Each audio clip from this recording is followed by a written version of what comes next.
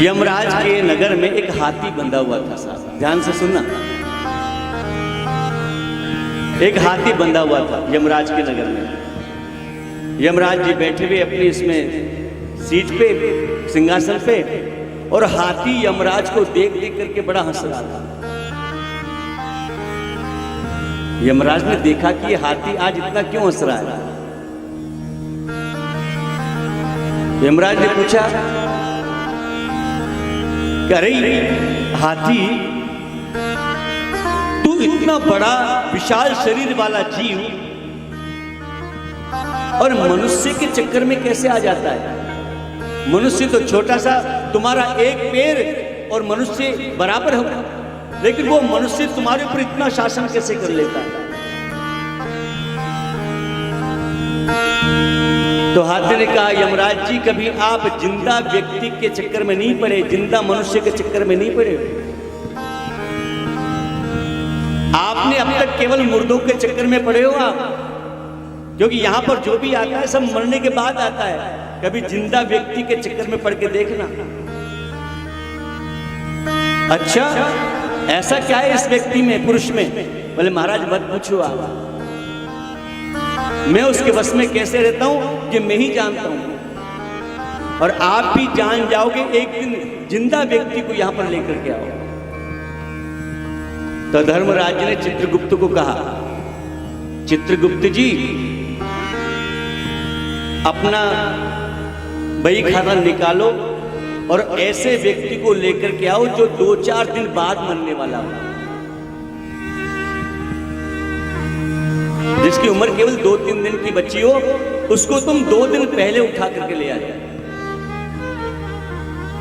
चित्रगुप्त जी ने अपना बही खाता निकाला, उसमें देखा कि एक सुनार, सोना का काम करने वाला सुनार, उसके 2 दिन बाद में मृत्यु होने वाली है। तो उसको उठाने के लिए महाराज ने, यमराज के जो पार्षद थे, दूत, वो काले काले शरीर वाले, अब सुनार क्या कर रहा था? अपने बही खाता चेक कर रहा था, बही खाता बना रहा था, अपना हिसाब किताब लिख रहा था, और खाट में पड़ा पड़ा सो गया, नींद आ गई उसको हिसाब करते करते।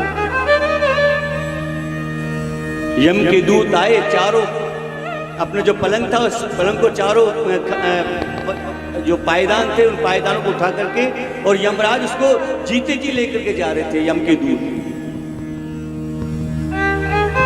आधे रास्ते पहुंचे होंगे कि सुनार की आंखें खुल गई। सुनार ने देखा कि ये मेरा जो पलंग है ये विमान की तरह कैसे उड़ रहा है। सुनार ने कहा, अरे कौन हो तुम लोग, मुझे कहां पर लेकर जा रहे हो? यमदूत ने कहा, महाराज हम आपको यमपुरी में लेकर के जा रहे हैं, 2 दिन बाद में आपकी मृत्यु होने वाली है, लेकिन हम तो 2 दिन पहले आगे आपको लेके जा रहे हैं। सुनार बड़ा चालाक था, बही खाता तो हाथ में था ही। उसने क्या किया, बही में से एक पर्ची निकाल ली, और पर्ची में निकाल कर सबसे ऊपर नाम लिखा भगवान विष्णु जी के लिए, विष्णु जी का नाम, और पर्ची में लिख दिया गया, पर्ची में लिखा कि जिस व्यक्ति को यमदूत लेकर के आ रहे हैं, ये व्यक्ति मेरा सुंदर दिव्य भक्त है, और आज के बाद में यमराज जी अपनी सीट खाली कर दे और यमराज की सीट पर इस व्यक्ति को बिठा दे।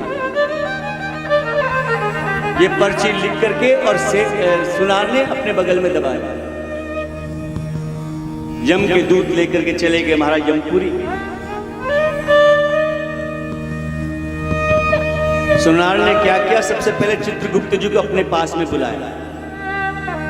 यमराज जी बैठे हुए अपनी सीट पे, चित्रगुप्त जी को पास में बुलाया, बोले सारी बात में बाद में होगी, पहले इस पर्ची को पढ़ के सुनाओ। देखो पर्ची में क्या लिखा हुआ है। चित्रगुप्त जी ने पर्ची खोली, और पर्ची में लिखा हुआ था, ये मेरा भक्त है,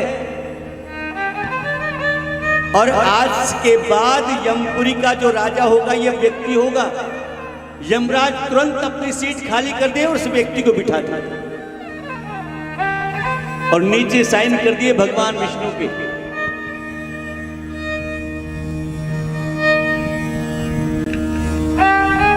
चित्रगुप्त जी ने उस पर्ची को देखा तो एक बार तो डर गए और डरते डरते वो पर्ची दे दी यमराज जी को। यमराज ने देखा ये मेरा भक्त है और आज के बाद यमपुरी का मालिक ये व्यक्ति होगा। यमराज तुरंत अपने सीट खाली कर दे, नीचे साइन भगवान विष्णु का। अब भगवान विष्णु का आदेश यमराज कैसे टाल सकते थे? तुरंत अपनी सीट से नीचे उतरे और उस व्यक्ति को बिठा दिया यमपुरी के ऊपर, यम उसके सिंहासन के ऊपर। यमराज जी नीचे खड़े हाथ जोड़ के और पुरुष बैठा हुआ है, सुनार जी बैठे हुए यमपुरी के सिंहासन पर। बड़ी लंबी कहानी है साहब। सुनार ने देखा एक तरफ से तो आ रही है खुशबू और एक तरफ से आ रही है थोड़ी सी बदबू। यमराज से पूछा जहां से खुशबू आ रही है कौन सी जगह है? बोले ये स्वर्ग है। और जहां से बदबू आ रही है वो कौन सी जगह है? बोले ये नरक है। यमराज से कहा जाओ यमराज, स्वर्ग वालों को नरक में डाल दो, नरक वालों को स्वर्ग में डाल दो। अब गद्दी का आदेश है साहब। यमराज ने उल्टा सीधा कर दिया सब कुछ। जैसे तैसे करके महाराज भगवान विष्णु प्रकट हो गए उस सभा में। यमराज ने कहा महाराज ये देवता बड़ा आपका, ये भगत बड़ा उच्च कोटि का आया है। आते सारा सब कुछ उल्टा पुल्टा कर दिया। स्वर्ग वालों को नरक में डलवा दिया, नरक वालों को स्वर्ग में डलवा दिया। भगवान ने कहा तुमको किसने कहा था कि जीवित व्यक्ति को ऊपर लेकर के आओ? अब जिंदा व्यक्ति को ऊपर लेके आए तो ये जिंदा व्यक्ति बड़ी खोपड़ी वाला होता है महाराज।